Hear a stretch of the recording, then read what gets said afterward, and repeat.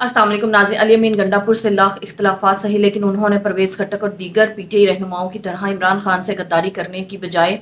इमरान खान के हुक्म पर इस्तीफ़ा दे दिया और अब सुहेल अफरीदी के साथ इजहार यकजहती के लिए उन्होंने केपी के असम्बली में इजलास के दौरान तकरीर की, जिसमें उन्होंने बहुत सी बातें कह डाली। आइए पहले उनकी गुफ्तगू सुनते हैं, फिर इस पर बात करते हैं। शुक्रिया जनाब स्पीकर। सबसे पहले तो मैं अपने भाई सुहेल खान अफरीदी को एडवांस मुबारकबाद पेश करता हूँ और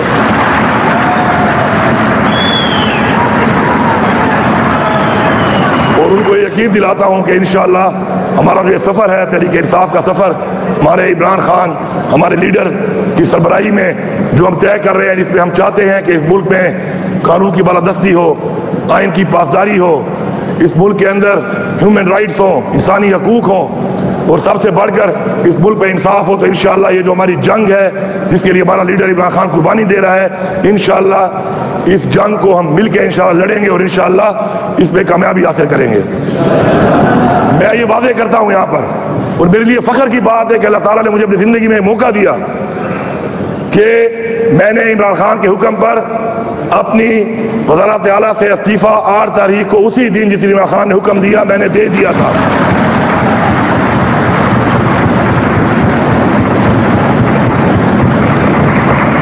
मैं इसकी तस्दीक करने के साथ साथ ये भी कहता हूँ कि एक जमहूरी अमल के अंदर मेहरबानी करके जिस तरीके से जमहूरियत इस मुल्क में पहले बार बार उसके साथ एक मजाक हो रहा है, तो इस अमल को मजाक ना बनाया जाए, इसमें ताखीरी हरबे इस्तेमाल ना किए जाएं और हमारी पार्टी, हमारी मर्जी, हमारा फैसला, हमारी मर्जी, हमारी अक्सरियत, हमारी मर्जी और सबसे बढ़कर हमारा लीडर और उसकी मर्जी। तो उसमें मेरी ये गुजारिश है कि अब तक जो हो रहा है और जो बातें हो रही हैं और जिस तरीके से जो मामलात हो रहे हैं, इसके अंदर मजीद ऐसी कोई चीज़ बर्दाश्त नहीं की जाएगी। मैं चूँकि आप सब लोगों का ज़्यादा वक्त ज़ाया नहीं करना चाहता और मैं ही अपना वक्त ज़ाया करना चाहता हूँ उन बातों पर कि जो रिकॉर्ड का हिस्सा है, क्योंकि जो भी इस 18-19 महीने में बहसीयत वज़ीर आला मैंने किया, वो हर चीज़ डॉक्यूमेंटेड है, तारीख के साथ है, रिकॉर्ड पे है, अच्छी है, बुरी है, बेहतर है, तो वो हर कोई देख सकता है और उसका मुआवजा कर सकता है। लेकिन मैं एक दो बातें आपकी इजाज़त से करना चाहूँगा। पहली बात ये कि हमेशा कोई भी हुकूमत तब कामयाब होती है, कोई भी सूबा तब कामयाब होता है जब वो सेल्फ सस्टेनेबल हो।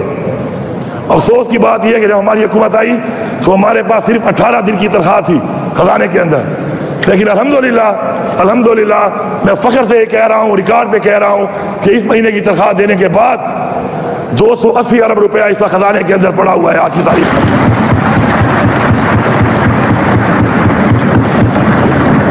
और हमारी जो पहले की 18 दिन की तनख्वाह थी उसमें मेरे ख्याल में 34 अरब रुपए टोटल मौजूद थे। इसके साथ साथ हमने कोई ये नहीं कि पैसा लगाया नहीं है या पैसा खर्च नहीं किया आवाम पे। रिकॉर्ड के मुताबिक एडीपी के जो एलोकेटेड पैसा था, उस पैसे के अंदर जो हमने देने थे उससे ज्यादा एडीपी प्लस करके हमने पहली दफा तारीख में 35 अरब रुपया तरक्याती स्कीमों को ज्यादा दिया और 2013-14 से और उससे पुरानी स्कीमें और उसके बाद की 540 स्कीमें एक साल में मुकम्मल की। और इस साल जो पैसा रखा गया है इंशाअल्लाह 1000 स्कीमें मुकम्मल होंगी। लेकिन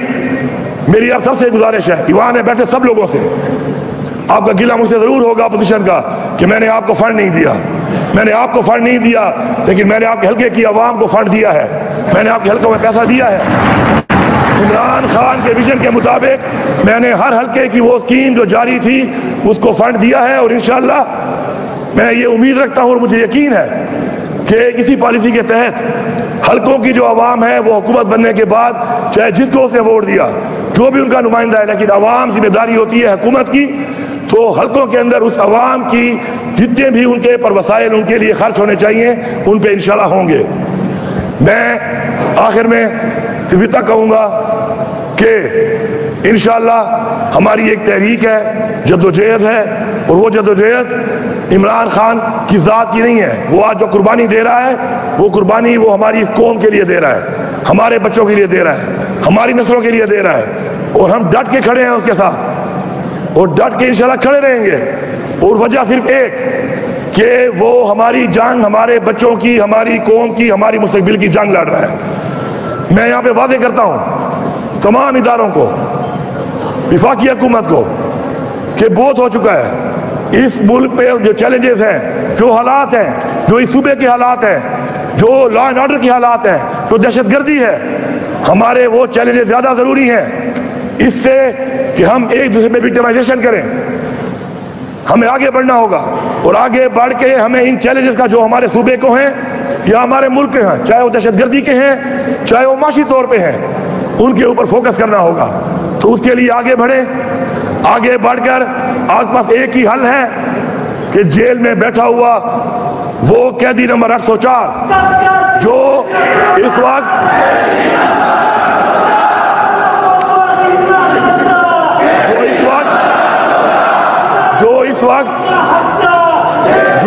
पाकिस्तान के लिए बारहा कह चुके हैं कि मैं पाकिस्तान के लिए अपनी ज़ात से बालातर हूं। बैठे ये मसाइल हल करें। इस वक्त जो रीजन के हालात बने हुए हैं, इस वक्त जो पूरी दुनिया में मामलात बने हुए हैं, मुसलमानों के साथ जो मामलात बने हुए हैं, मैं भरपूर तरीके से मजम्मत करता हूं इसराइल की, जो कि जुल्म ढा रहा है हमारे फलस्तीनी भाइयों पे, भारत की जो जुल्म ढा रहा है हमारे कश्मीरी बहन भाइयों पे। और मैं तमाम मुसलमानों को, तमाम दुनिया के अंदर पैगाम देता हूं कि हम बहैसियत मुसलमान अपने ईमान की साथ मजबूती के साथ अपने तमाम मुसलमान भाइयों के साथ हैं। आखिर में हमारा ईमान है कि अल्लाह ताला जो भी करता है उसमें हमारी बेहतरी होती है, और इंशाअल्लाह इसी ईमान के साथ, इस जज्बे के साथ हम आगे बढ़ेंगे। आगे बढ़ के इंशाअल्लाह बहैसियत एक पाकिस्तानी, फिर बहैसियत पख्तूनख्वा का एक फर्द, और फिर बहैसियत एक पार्लियामेंटेरियन और एक सियासी वर्कर, इंशाअल्लाह हमारी जद्दोजहद पाकिस्तान के लिए, सूबे के लिए, सूबे की आवाम के लिए और अपने हल्के की आवाम के लिए इंशाअल्लाह जारी रहेगी। अगर कोई शक वाली बात है तो मैं एक दफा फिर अनाउंस कर रहा हूँ, फख्र के साथ अनाउंस कर रहा हूँ कि अल्लाह ताला ने मुझे मौका दिया, अल्लाह ताला ने मुझे ये मौका दिया है कि मेरे पे एक ऐसा वक्त आया कि जहाँ पे ये साबित होना था कि कुर्सी बड़ी है या हमें लीडर का हुक्म बड़ा है। और ये मेरी जिंदगी में